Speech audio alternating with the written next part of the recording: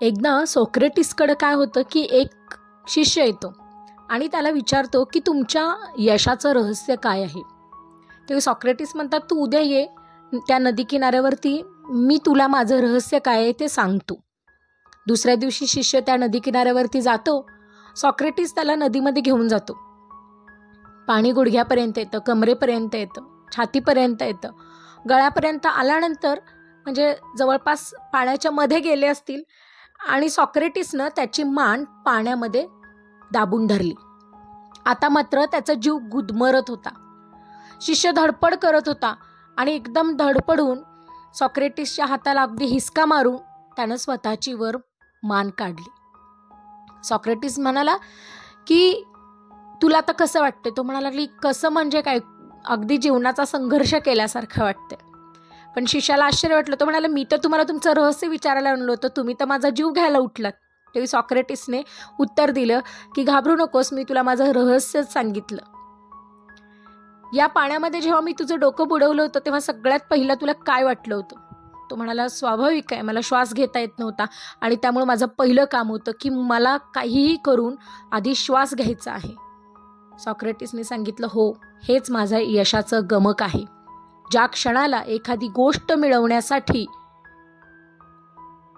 तुम्ही तुमच्या श्वासा इतकी धडपड करता किंवा ती गोष्ट श्वास घेण्या इतकी महत्त्वाची होते, तेव्हा आणि तेव्हाच तुम्ही त्या गोष्टीचा पाठलाग सातत्याने परिश्रमपूर्वक चिकाटीने करता आणि तुम्ही यशस्वी होता. तसं बघितलं तरी सातत्य आणि चिकाटी या गोष्टींच्या अभावामुळेच आणि परिश्रम नको आहेत यामुळेच आपण अयशस्वी होतो. नमस्कार सर्व विद्यार्थी मित्र मैत्रिणींनो, आपल्या यूट्यूब चॅनलमध्ये तुम्हा सगळ्यांचं स्वागत आहे. मी पुन्हा सांगते तुम्हाला सबस्क्राईब करा जर तुम्ही चॅनलवरती नवीन असाल आणि व्हिडिओ जर आवडला तर नक्की लाईक करा. आपला आज दुसरा भाग आपण बघणार आहोत परीक्षेला जाता जाता. काल आपण काही महत्त्वाच्या 4 ट्रिक्सबद्दल चर्चा केली. आज त्याच्याबद्दलच थोडंसं जास्त जाणून घ्यायचं आहे आपल्याला. पहिला मी म्हणाले होते तुम्हाला की सगळ्यात पहिला मनातील भीती काढून टाका. भीती काढून टाकली, पण ओव्हर थिंकिंगचं काय? बरोबर ना? ओव्हर थिंकिंगचं काय करायचं? टीचर अभ्यासला बसलो की आमच्या डोक्यामध्ये हे विचार ते विचार, मग खाल्लं काय पिलं काय, पुढं माझं कसं होणार, ॲडमिशन मिळेल का नाही मिळेल का, या सगळ्या गोष्टी येतात. मग अशा वेळेस आम्ही काय करायचं? सगळ्यात सोपं आहे ते म्हणजे मेडिटेशन करा. बरं, आता मेडिटेशनची सुरुवात इथून पुढे करायची म्हणजे थोडंसं कठीण आहे बरं का. तर सगळ्यात पहिलं आम्हाला तुम्हाला हे सांगायचं आहे की ओव्हर थिंकिंग होतं कशामुळं. ठीक आहे? तर सगळ्यात आधी ही गोष्ट समजून घ्या बाळांनो. कसं असतं की आपल्याला आपल्या डोक्यामध्ये एक मिथ बसलेलं आहे, आपल्या डोक्यामध्ये एक अंधश्रद्धा बसलेली आहे की तुम्ही 8 तास बसा, 10 तास बसा, 12 तास अभ्यासाला बसा. असं काहीही नसतं. मुळात ना जसं स्लीप सायकल काम करतं. आता स्लीप सायकल कसं काम करतं? जसं एखादी व्यक्ती झोपली की ती एकाच अंगाने झोपणार आहे का? नाही ना. झोपेत सुद्धा ती कूस बदलते, बरोबर? सेम तसंच आहे आपल्या अभ्यासाच्या बाबतीत सुद्धा. आपण सलग 8 तास, 10 तास, 4 तास अजिबात बसू शकत नाही. आपलं कॉन्सन्ट्रेशन हे जास्तीत जास्त 1 तासावर होऊ शकत नाही.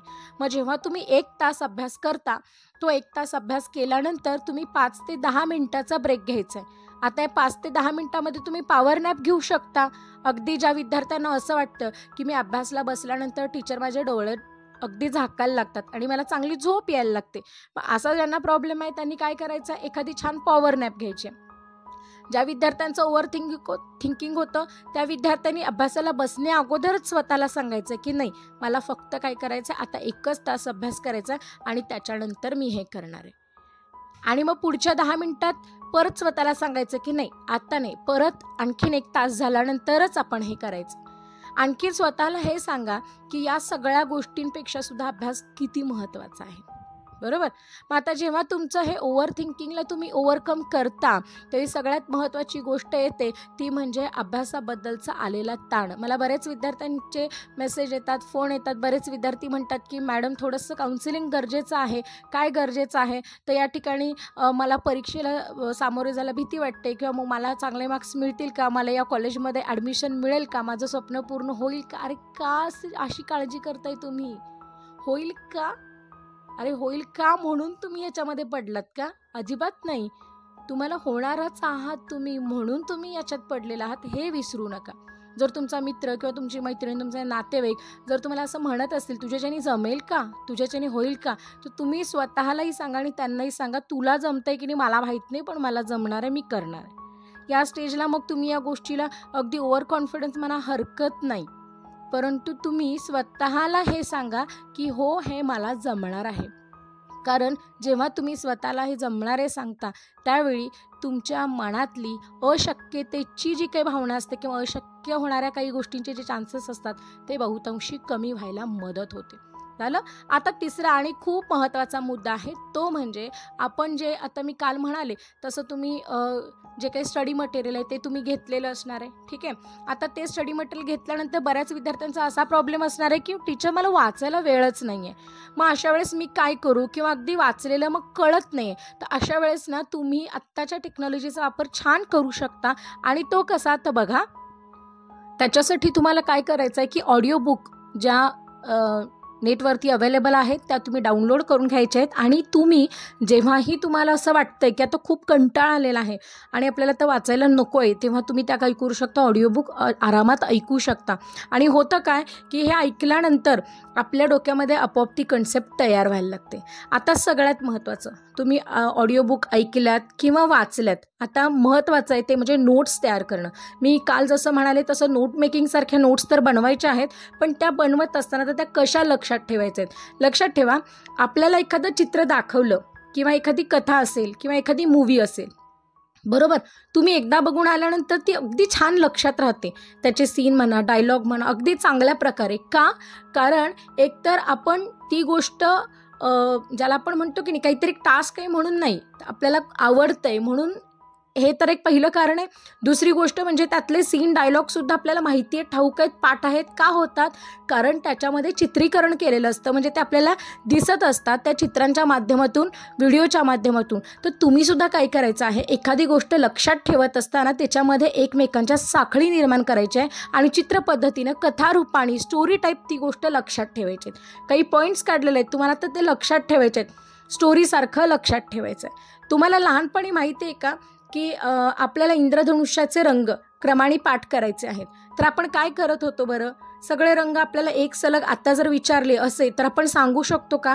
नाही. आपल्या डोक्यामध्ये कोड तयार होतं. कोणतं?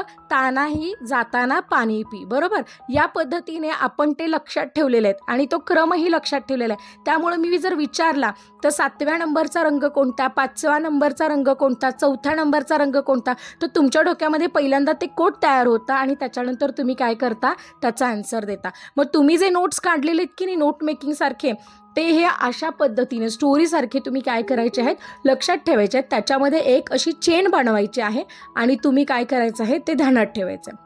हे तर झालं काढलेले नोट्स आता लक्षात ठेवलेत. आता सगळ्यात महत्त्वाचं की तुम्ही प्रिव्हियस इयरचे प्लीज क्वेश्चन पेपर मात्र बघा. किमान मागच्या 3-4 वर्षापूर्वीचे क्वेश्चन पेपर बघा, ज्याच्यामध्ये तुम्हाला सगळ्यात महत्त्वाचं आहे IMP असणारे जे काही क्वेश्चन्स आहेत ते तुम्ही काय करायचं आहेत, शोधायचे आहेत आणि त्याच्यावरती जास्तीत जास्त फोकस करायचं आहे.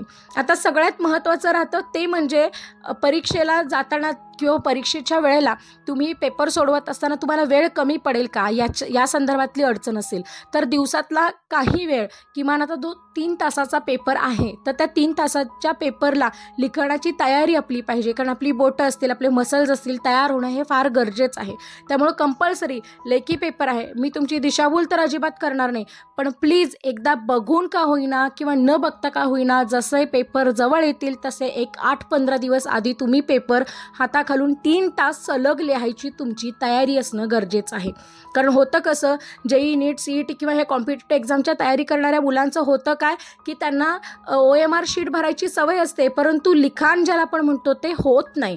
मग अशा वेळेस तुमच्या हाताखालून लेखी पेपर जाणं खूप गरजेचं आहे. मग ते तुम्ही वेळ लावून सोडवा. सुरुवातीला जर तुम्हाला अगदीच न बघता सोडवता येत नसेल किंवा जर त्याबद्दल तितका ठाम विश्वास नसेल ना, तर तुम्ही आहे असा बघून वेळ लावून 3 तास सोडवा. तुमचे किती प्रश्न राहतात, किती मार्कांचे क्वेश्चन तुम्ही सुटतायत तुमच्या हातून, याची एक ॲटलिस्ट उजवी कल्पना तुम्हाला येईल आणि तुम्ही काय करू शकाल, पुढे तयारी करू शकाल. जेवढे प्रश्न राहत आहेत, जेवढे लिखाण राहतं आहे असं वाटतं, त्याबद्दल तुम्ही काय करायला पाहिजे, वेगाने प्रयत्न करायला पाहिजेत. पण हे कंपल्सरी करा की 8-15 दिवस आधी तुम्ही 3-3 तासाचे पेपर रोज किमान एक तरी पेपर सोडवणं, तुमच्या हाताखालून जाणं हे तुमच्या रायटिंग स्पीडला वाढवण्यासाठीचं खूप मोठं माध्यम ठरणार आहे. लक्षात आलं? चला तर मग मला असं वाटतं की तुमच्या या शंका ज्या आहेत त्या दूर झाल्या असतील. सध्या तरी आपण या व्हिडिओमध्ये इतकंच बघतोय. जर तुम्हाला आणखीन हवं असेल तर प्लीज मला कमेंट करून सांगा. व्हिडिओ जर आवडला तर लाईक करा आणि इतर मित्रमैत्रिणींना पण प्लीज प्लीज प्लीज शेअर करा, जेणेकरून ज्यांनाही अशी भीती वाटते की मी पेपरला सामोरे जाऊ की नको किंवा माझं काय होईल, अशा प्रत्येकापर्यंत हा व्हिडिओ पोहोचवा. तरच हा जो काही व्हिडिओ आहे तो तयार करण्याचं किंवा हा बनवण्याचं जे काही आहे सार्थक माझं होईल एवढं मला वाटतं. चला तर मग निरोप घेते आणि पुन्हा भेटूयात आपण एका नवीन विषयासह. तोपर्यंत काळजी घ्या स्वतःची आणि स्वतःला सतत सांगत राहा की हो मला जमणार आहे, मी करणार आहे. धन्यवाद.